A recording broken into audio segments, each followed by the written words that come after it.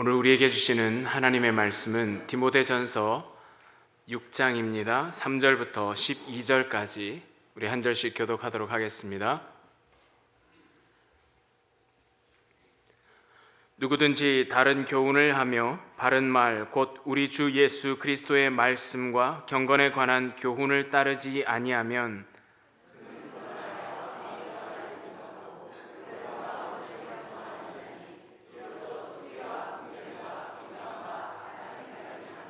마음이 부패하여지고 진리를 잃어버려 경건을 이익의 방도로 생각하는 자들의 다툼이 일어나느니라.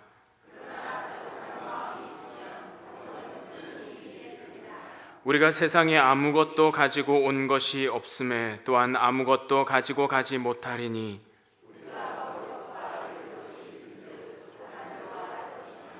부하려 하는 자들은 시험과 올무와 여러 가지 어리석고 해로운 욕심에 떨어지나니 곧 사람으로 파멸과 멸망에 빠지게 하는 것이라.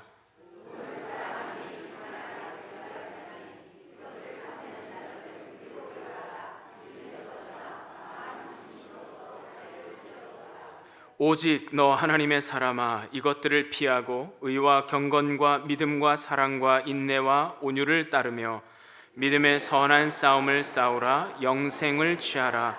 이를 위하여 네가 부르심을 받았고 많은 증인 앞에서 선한 증언을 하였도다. 아멘. 이 시간에 유영기 목사님께서 마음의 여백이란 제목으로 하나님의 말씀 증거해 주시겠습니다.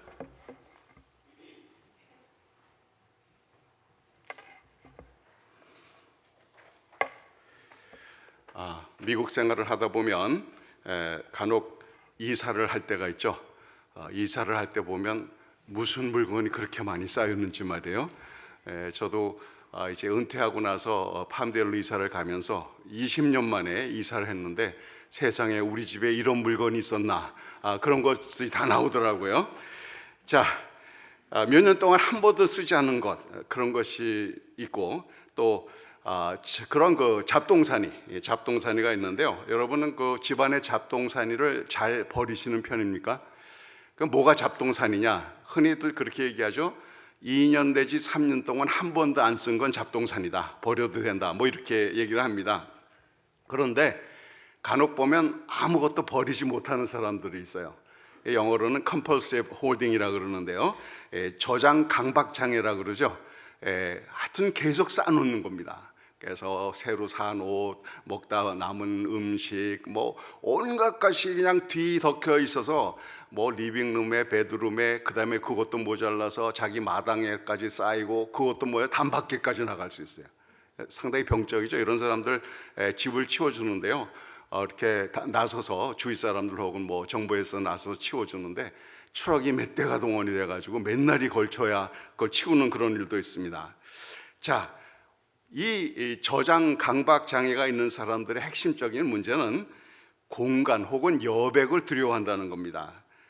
이게 비어 있으면 못 견디는 거예요. 그래서 계속 무엇인가로 채우려고 합니다. 여러분 마음에는 뭐가 있나요? 혹시 버리지 못하는 것은 있는지요?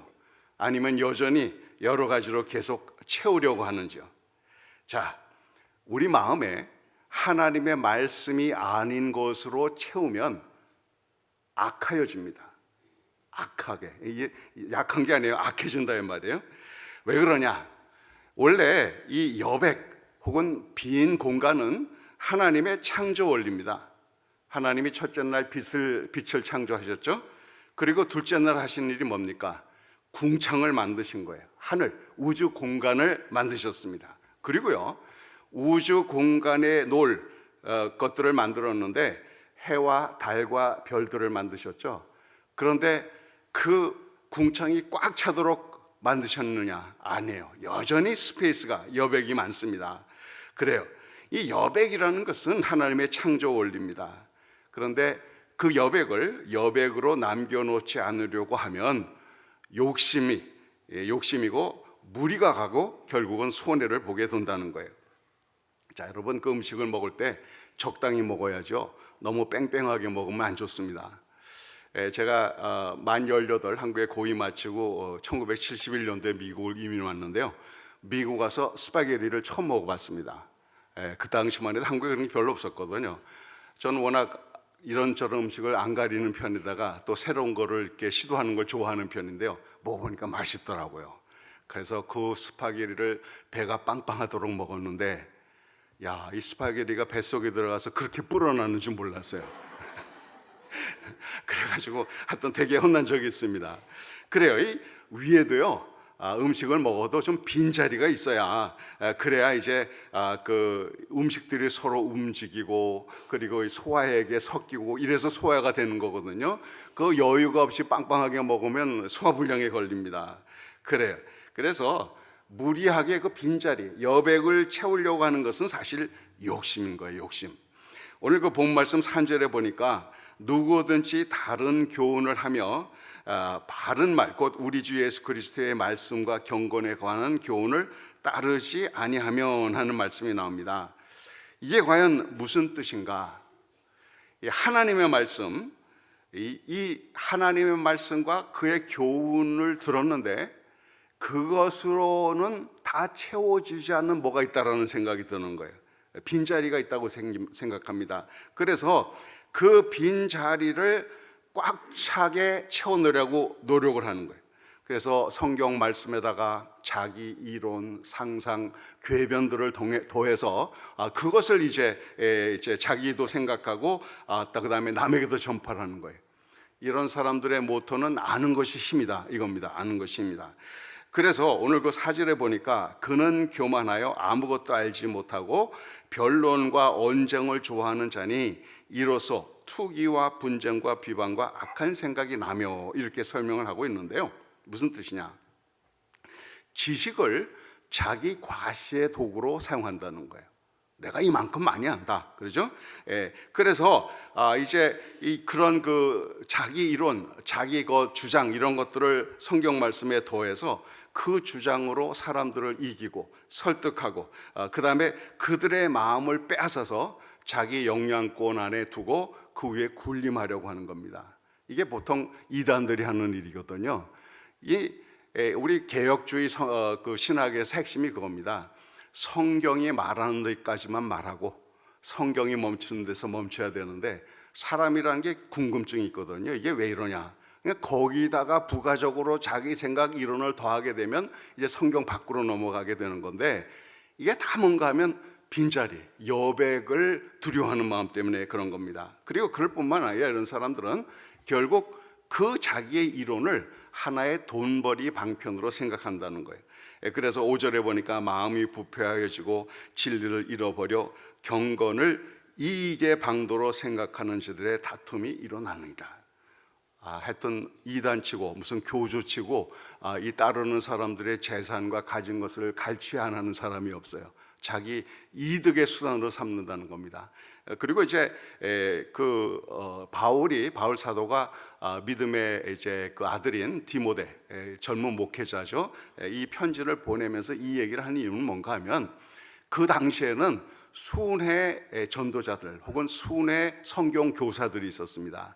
뭐 기록된 이렇게 인쇄된 성경이 없을 때인가 누군가가 믿는 사람들한테 가서 하나님의 말씀을 전해야 되거든요. 근데 그 중에는 이렇게 자기 이론 이런 걸 무장을 해서 사람들을 자기 수하에 놓고 결국 그것을 돈벌이 수단으로 이득으로 삼는 사람들이 있었다는 거예요. 그것을 조심하라고 이제 그 디모데에게 말하는 겁니다. 그래서 이렇게 여백을 남겨놓지 않고 욕심을 내면 결국 헛된 것들, 부패한 것이 마음에 가득 차게 되고 결국 예수 그리스도가 계실 자리를 잃어버리게 된다. 그런 얘기입니다. 그래요. 그래서 우리 마음에 말씀이 아닌 것을 채우면 사람은 악해지게 되어 있습니다. 여러분 그 동양화와 서양화의 차이를 아시나요? 뭐 제가 그림에 대해서 이렇게 전문가는 아니지만 차이가 확 보이잖아요. 일단 동양화는 여백이 참 많습니다. 빈 공간들 그림에. 그러나 서양화는 배경조차 색깔을 되게 칠해 놨어요.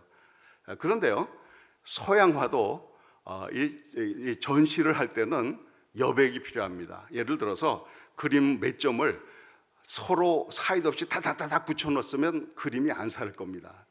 그림 사이에 충분한 공간이 있어야 그 그림에 집중을 하고 그다음에 느껴지는 게 있거든요.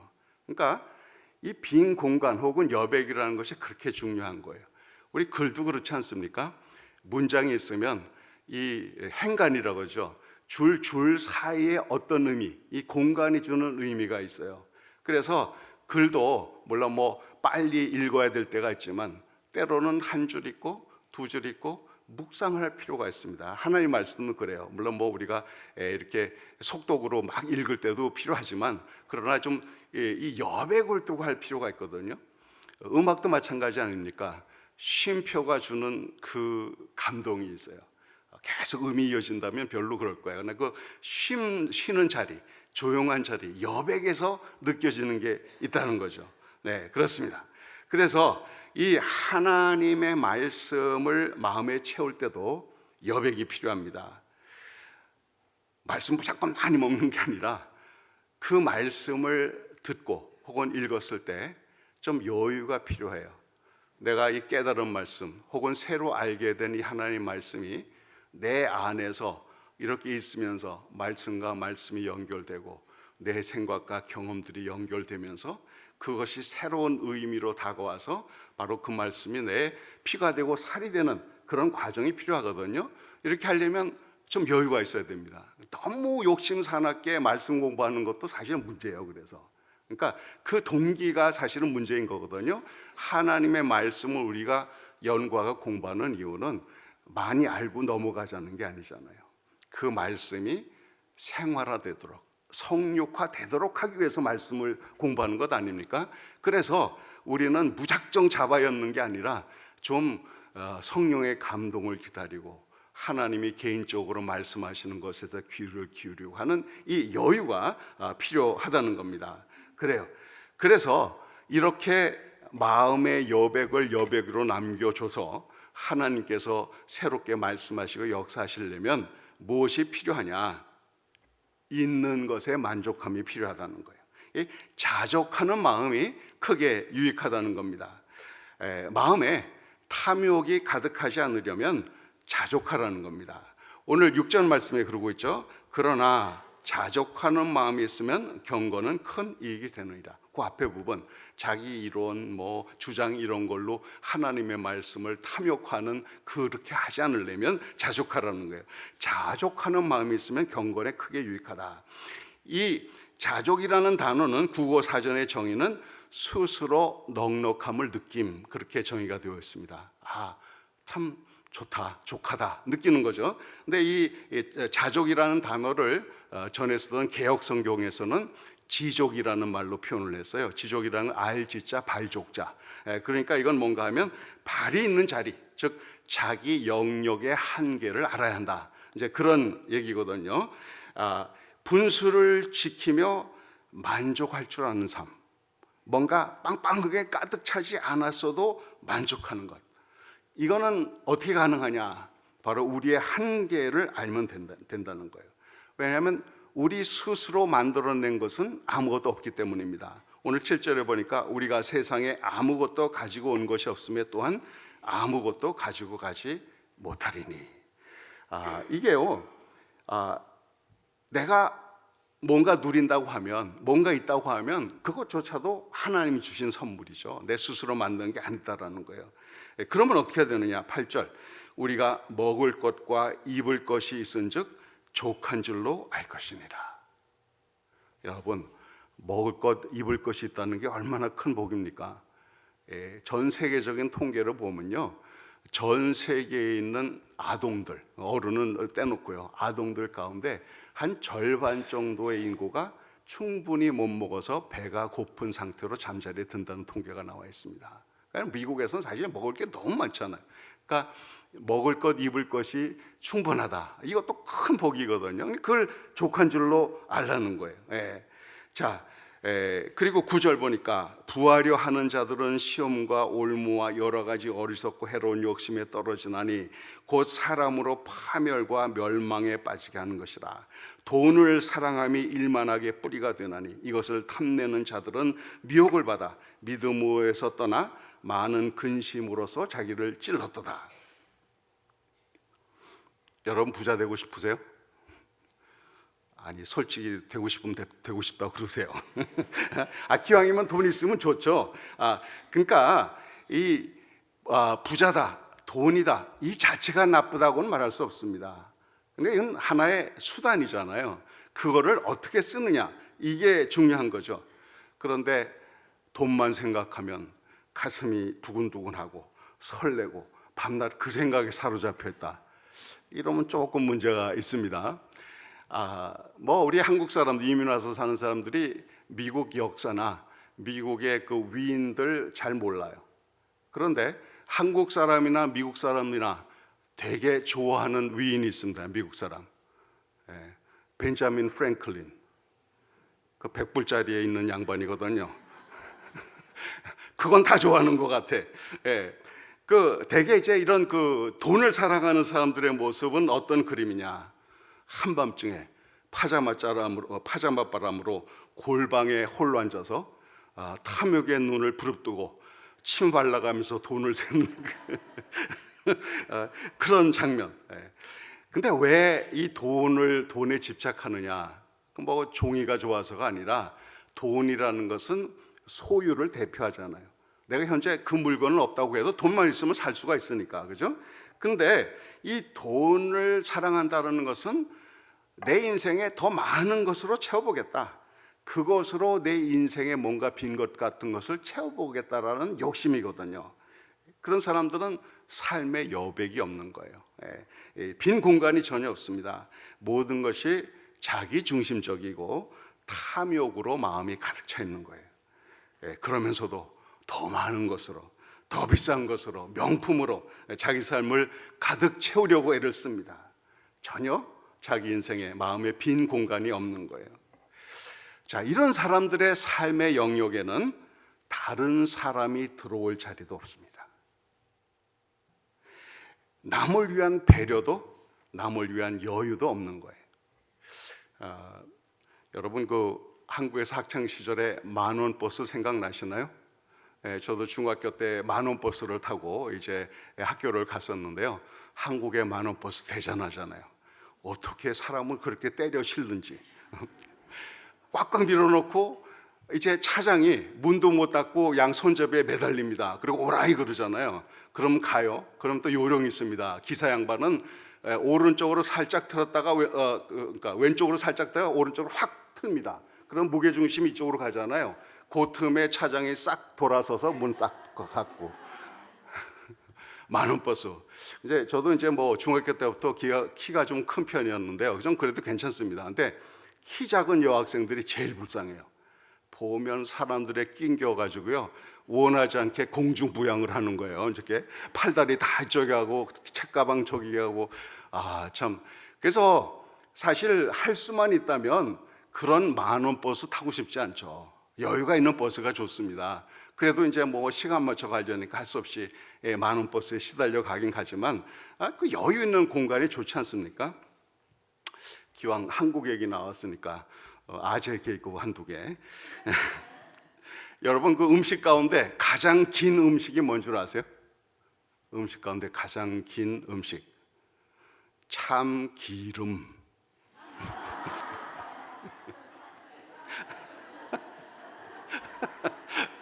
예. 또 우리 한국에서 옛날에 그 설날 세배하면 세뱃돈 받잖아요. 근데 세뱃돈을 한 푼도 못 받았어. 뭘까요? 누굴까요? 네, 설거지.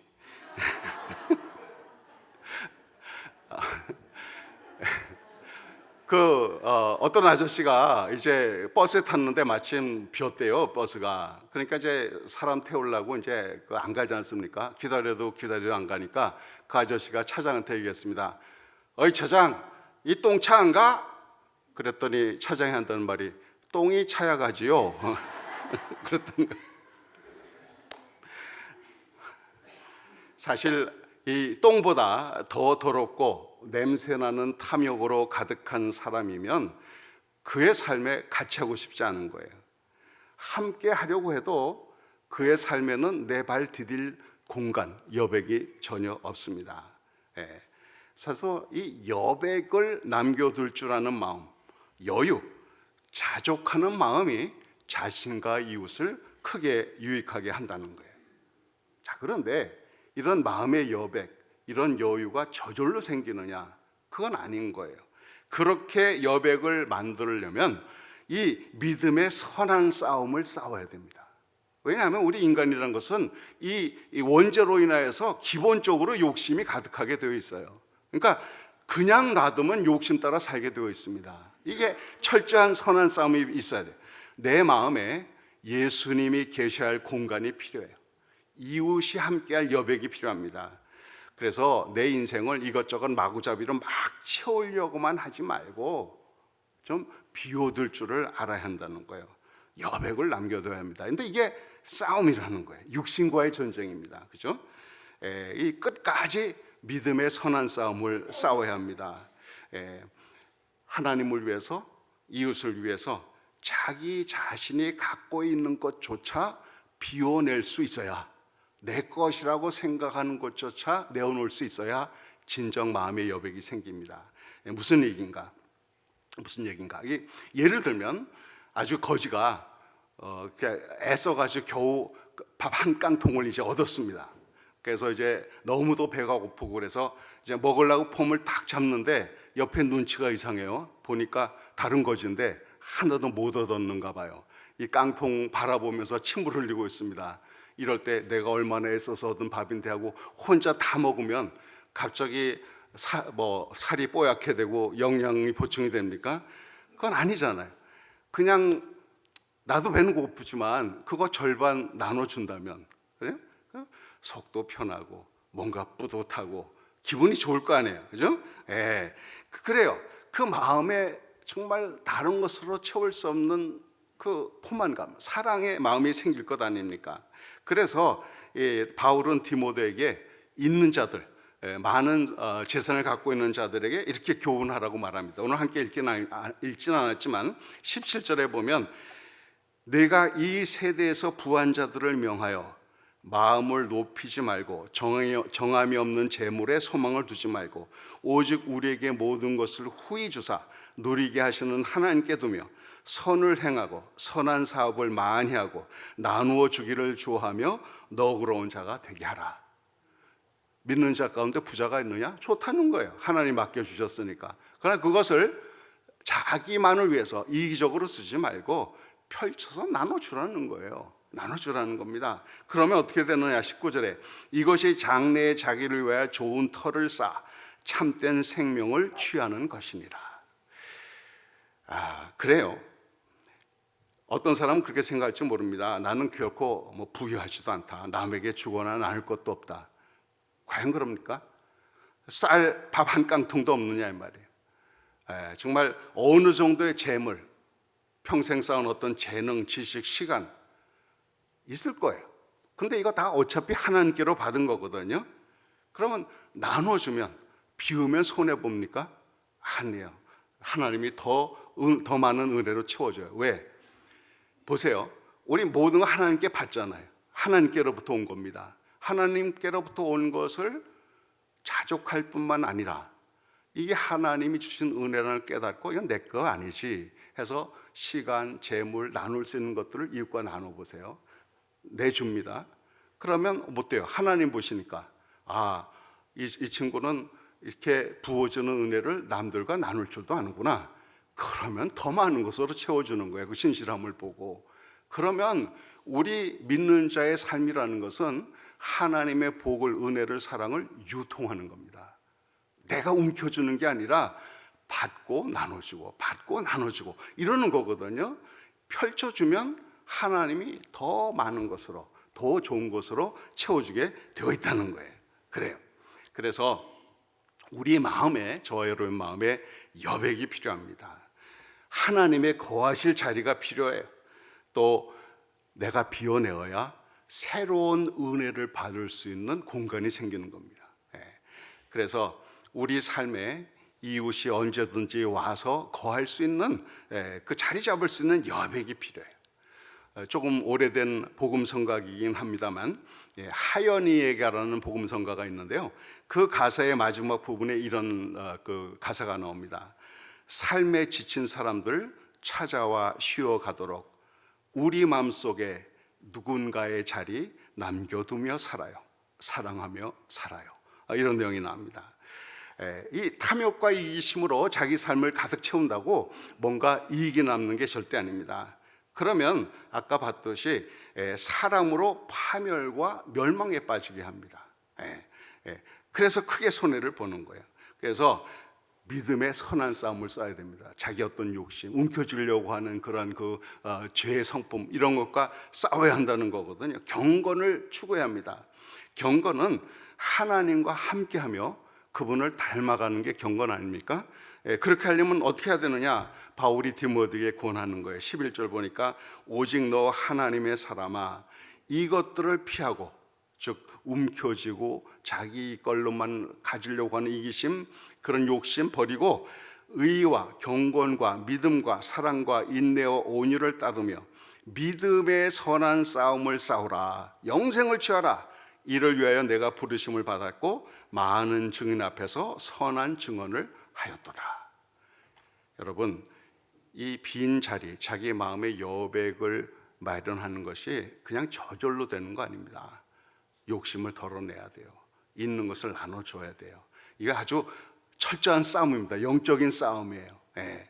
자, 이 믿음의 선한 싸움을 싸울 때 우리가 신앙생활을 오래 해도요, 간혹 느껴지는 허전함이 있어요. 성경 공부를 열심히 하고 봉사도 하고 뭐 할 건 다 해요. 다 하는데도 불구하고 뭔가 허전함이 있고 또 외롭게 느껴질 때도 있습니다. 어떻게 보면 끊임없는 목마름이 우리 안에 있어요. 과연 이 목마름의 실체는 무엇인가? 제가 또 시 한 편을 써봤습니다. 읽어드릴게요. 제목은 목마름. 목이 갈라져 삼킬 수도 없고 소리조차 턱 걸리는 목마름. 가리지 않고 마시고 허겁지겁 먹어대고 무언가 계속 쟁취해도 여전한 목마름. 이제는 익숙하고 단련되어 간혹 잊어버리기도 하는 목마름.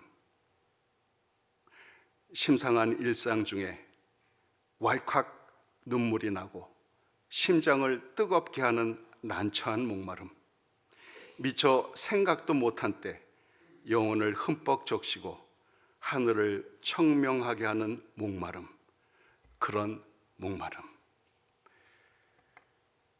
이런 목마름은 우리 안에 다 채울 수 없는 공백이 있음을 말해주는 거예요. 이 목마름의 실체를 잘 보여주는 사건이 성경에 나오죠. 요한복음 4장에 사마리아 여인입니다. 매일 목말라요. 우물가에 나와서 물을 길러 가서 물을 마시면 목마름이 이제 어느 정도는 신체적으로는 해결이 되죠. 그러나 그것이 단순히 육체적인 목마름은 아니었어요. 여인은 그 사실을 모릅니다. 그러다 예수님을 만나게 되죠. 예수님이 말을 걸고, 그리고 대화 끝에 그 여인의 실체를 알아보잖아요. 남편이 5이 있었는데 지금 사는 남자는 네 남편이 아니니 남편이 없다는 말이 맞다.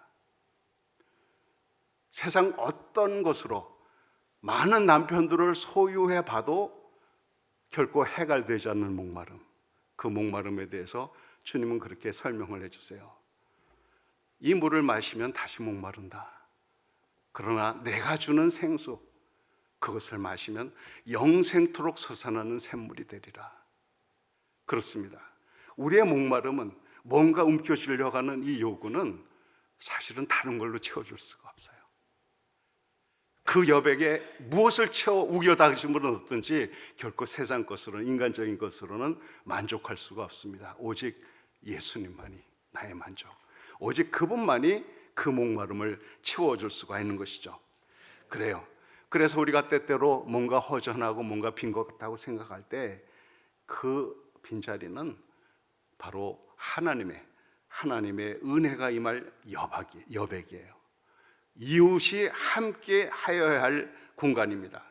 그러므로 우리 삶에 이 빈 공간을, 여백을 그대로 남겨둬야 합니다. 하늘 같은 궁창일 수 있어요.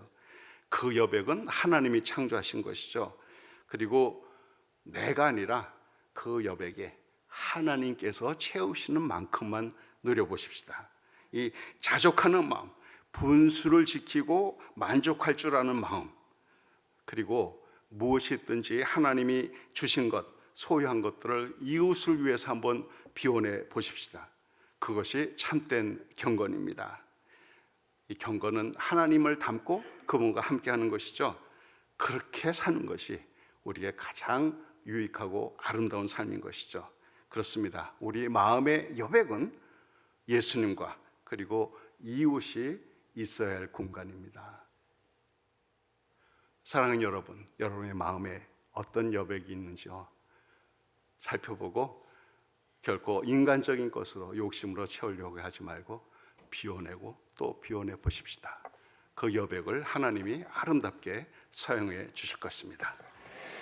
우리 한번 기도하겠습니다. 하나님 앞에 각각 한번 다시 자신을 돌아보면서 내가 간혹 느끼는 이 허전함이 뭔가, 그 목마름이 뭔가, 만약 의문을 가지셨다면 오늘 말씀을 통해서 그렇다, 이거는 허전한 것이 아니라 그래 하나님께서 사용하실 공간이었지, 하나님께서 채우시고 하나님께서 덜어내고 비워할 그 공간이었지 인식하시고 이제 좀 더 주님을 가까이 하고 또 있는 것조차도 내어서 이웃에게 줌으로 인하여 하나님이 더 은혜로 채우시고 더 가까이 하시는 그 놀라운 경험을 하기를 원합니다. 우리 하나님 앞에 욕심 부리지 않고 선한 싸움을 싸우며 경건에 이르는 저들 되게 해주세요. 우리 각각 결단하며 기도하겠습니다.